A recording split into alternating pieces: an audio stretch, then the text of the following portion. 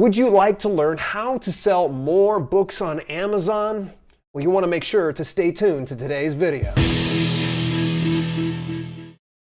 This is Self-Publishing with Dale, where you learn to publish books that sell and build an unstoppable author brand. And if you want to learn more about writing, publishing, and building your author platform, make sure that you hit that subscribe button.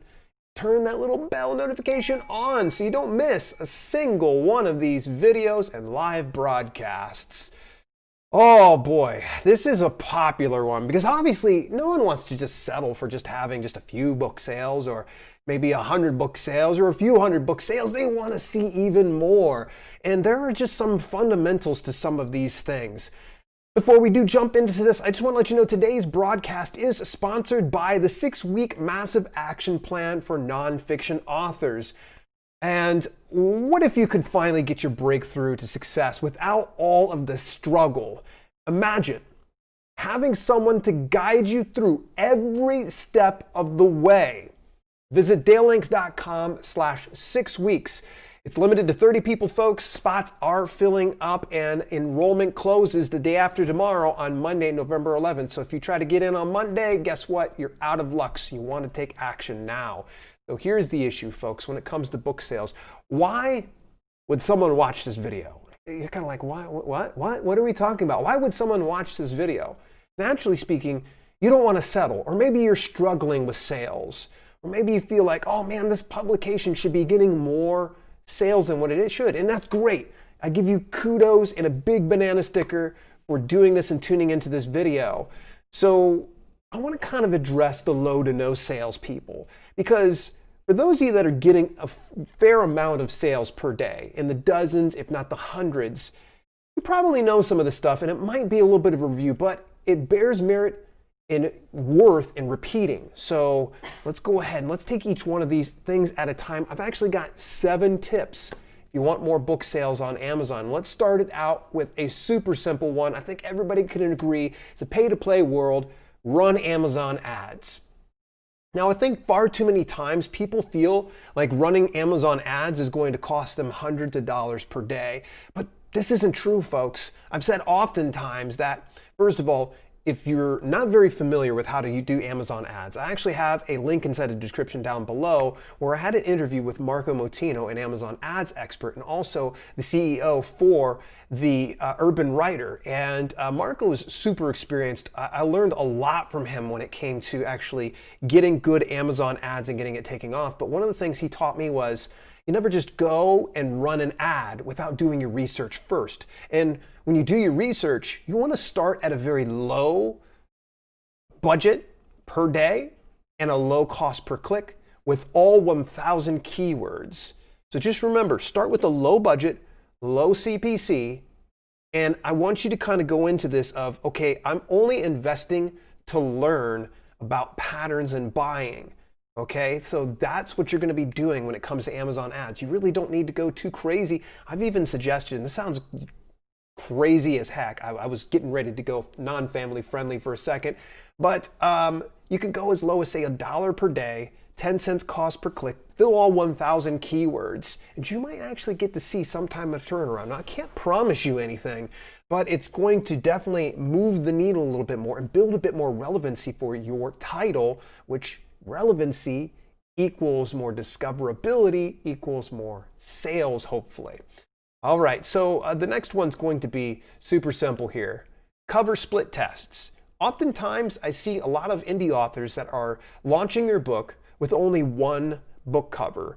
This is a bad methodology. This is probably old, antiquated. A lot of people think, oh, I'm just going to go over to Fiverr, I'm going to whip together this really cheap, simple cover and everything's going to work out. No, not necessarily true. I always recommend that if you're going to be doing any kind of covers, get 3 different cover iterations of a book. The next thing you're going to want to do is poll your audience and poll your peers. Build hype through an email newsletter of some sort that gets people to kind of be involved in the process, because when someone can be involved in the process, you're going to find that they're going to be more invested, more likely to purchase your book. Now, you're probably saying, well, how's that going to help me sell more books? You've got these 3 covers.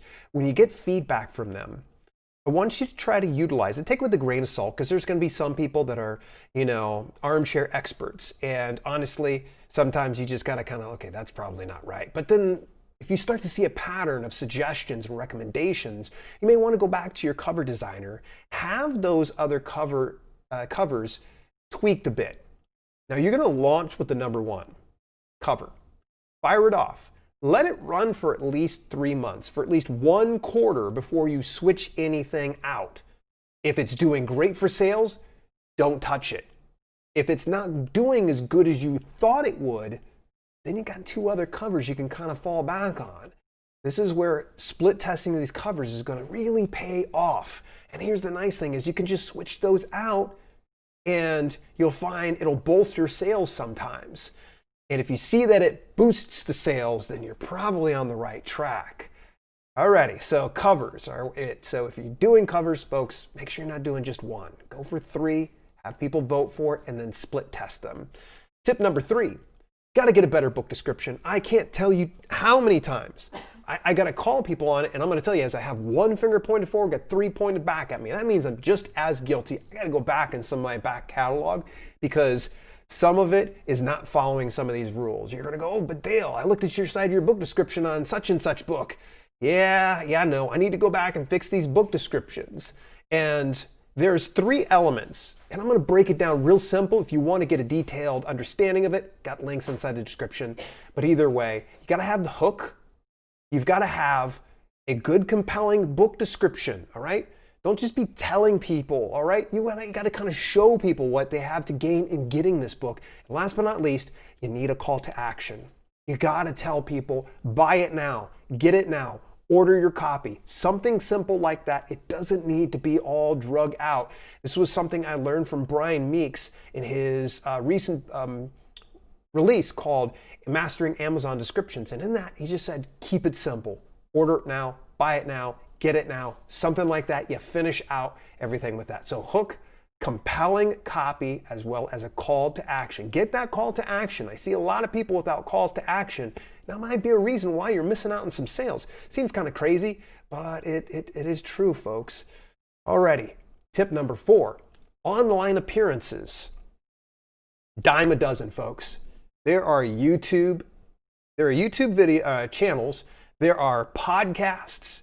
There are blog posts, websites, interview websites. There's so much that you can tap to online, and guess what? Most of them don't cost a dime. All it does is just require a little bit of time and your due diligence. Super, super simple way to kind of get on there. Figure out what your niche is. Search it up. YouTube channels.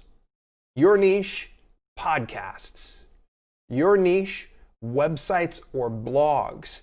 Do you see what I mean? And also reach out into your community because they might actually recommend other avenues that you haven't yet explored. And once you get the opportunity to appear on any of these websites, podcasts, YouTube channels, and most likely after they're done, here's something, this is really a bonus tip here for you folks, is you gotta say, as soon as they go, that was great, I really enjoyed it, thank you very much for your time. And you can say, hey, thank you, I appreciate it. If you enjoyed it a lot, who could you recommend that I check out next?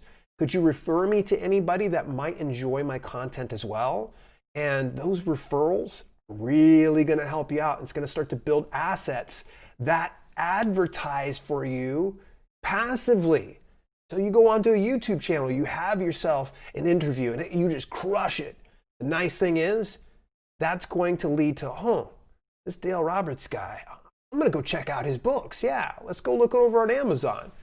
Great way to drive book sales. And might I recommend that you get very deliberate on how you do it, that you get deliberate, meaning that when you go onto these appearances, make sure you say to the host ahead of time, hey, is it okay if I plug my book I have coming out on X date? Or is it okay that I mention my book? Most times they're gonna say, yeah, absolutely. Because I have never heard anybody say to me, no, you can't. They're usually like, yeah, for sure. And even sometimes they have an Amazon Associates account where they share a link to your book and they actually get some revenue kicked back to them, which is kind of a win-win if you think about it. All right, I was gonna put these two together, but I feel like they have a little bit of different effort put into it, a little bit more due diligence. So in-store or on-location appearances. Now, when I say in-store, that would be something like the local bookstore. Your on location would be something like libraries or conferences. This is going to require some more research ahead of time, and it might require some more physical labor, you actually getting out and doing things.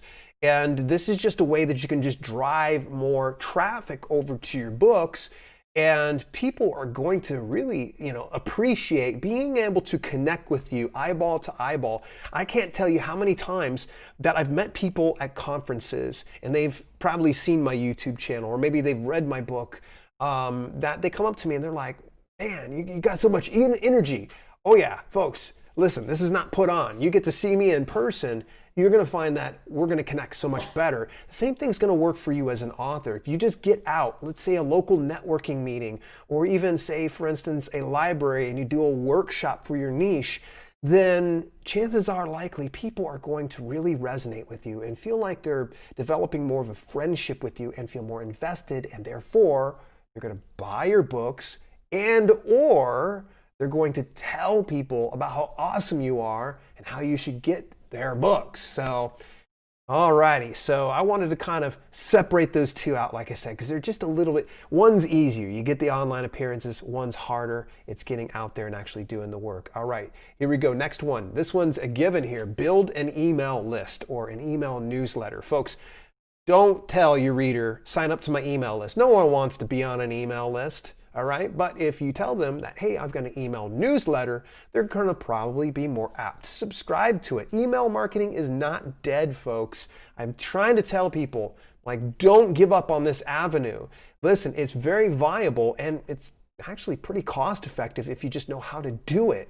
So doing an email list and building it is one of the easiest ways. And here's the nice thing is, when someone starts let's say you started building the email list in January 2019.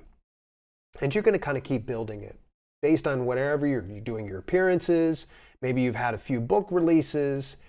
The people that sign up in January are going to be different than the people that sign up in September. So here's the beauty of it. It never hurts to revisit publications that you've already released and have already advertised in your email newsletter. So sure, maybe you released book 1 of your series in January, and the January subscribers are like, yay, all right, we're going to go ahead and buy this. And then you go to September and you say it again, but here's the nice thing is, there's going to be more new people that aren't aware of that book 1 in your series. This is the beauty of email marketing, is that you're always going to be getting new people, new leads, and new readers that want and crave your content. All you got to do is just put yourself out there and get an email newsletter. Hey, I've got one more big tip. This one right here is going to be a little different than what I've normally given. But I do want to let you know that I am here every Wednesday at 6 p.m. Eastern Standard Time and Saturday at 12 Eastern Standard Time. And that's at dalelinks.com/live. You don't want to miss out on these live broadcasts. And of course, you can join me for the podcast recording every Monday at 12 p.m. Eastern Standard Time, twitch.tv/self-publish. You can subscribe for free with your Amazon Prime membership. If you just head over to dalelinks.com/Twitch Prime, I show you exactly how to do it and what's in it for you. Alrighty, boy, we blazed through 7 tips. We're going to get ready for the next tip here, and it is tip number 7. This is one of my favorite ones. And I'm going to give a big shout out to Author Level Up, Michael Laron, and he said this one before with me. Be prolific. That means build such a massive backlog of content that you are just irrefutably the expert and the authority in your given niche. Now, some of you might go, how can I be an authority in my fiction niche? Absolutely. Absolutely. I'm hard pressed to see not too many people probably are going to disagree with me in the fact that you say Stephen King, you think horror novelist. Now, even though he does more than horror, there's a lot of people that see that he is the authority in that given niche. So I want you to think about becoming prolific. Look up a name, and this is one of my favorite things I like to discuss when I'm talking with my coaching clients is look up this name. It's John C. Maxwell. He has nothing but a backlog of leadership books. He is the epitome of prolific. So become prolific. I think it's awesome, and I think it's commendable that you spent the last 10 years just grinding out this novel. But might I recommend that you start to catch up with the times, because the times are starting to dictate that people are more voracious than ever and they want to consume content as soon as humanly possible. So you may want to consider a pace that's a little bit more up to par with today's standards. And I'm not telling you to put out hammered garbage. In fact, drop this inside the comments if you agree with me. Hashtag no hammered garbage. We've already started this little trend. Put it over on Twitter and make sure that you tag me on there at Self-Pub with Dale. So hashtag no hammered garbage. And that's what I want to kind of say is being prolific doesn't give you the permission to be horrible. Okay, you want to make sure that you're being good and putting out awesome content. While we're got you here, folks, I was talking a little bit about, selling more books, but what if you're like, why are my books not selling? What if you need something that's just in bite-sized format? I actually have a shorter video for you that talks about why your books aren't selling. I'll see you over in this next video. In the meantime, take care.